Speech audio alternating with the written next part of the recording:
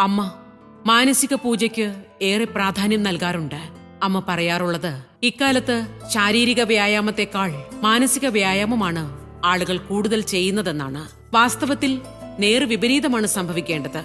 കൂടുതൽ പ്രവർത്തനങ്ങളിൽ ഏർപ്പെടുമ്പോൾ ശരീരത്തിന് ആരോഗ്യം ലഭിക്കുന്നെങ്കിൽ ശാന്തവും സ്വസ്ഥവുമായിരിക്കുന്നതാണ് മനസ്സിന് ആരോഗ്യപ്രദം. നമ്മൾ ശരീരം കൊണ്ട് പൂജയിലും അർച്ചനയിലും ഉപാസനയിലും ഏർപ്പെടുമ്പോൾ മനസ്സെവിടെയൊക്കെ അലഞ്ഞു തിരിയാറുണ്ട്.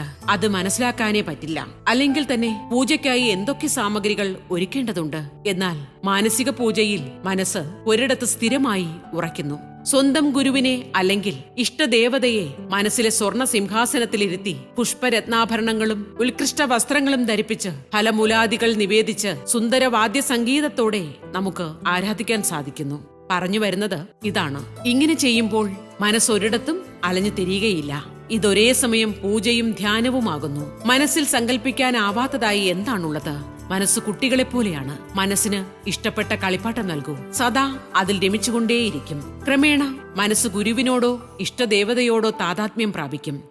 കബീർ പറയുന്നുണ്ട്, മനസ്സൊന്നേയുള്ളൂ, അതിനെ രണ്ടെന്ന് കാണാതിരിക്കുക.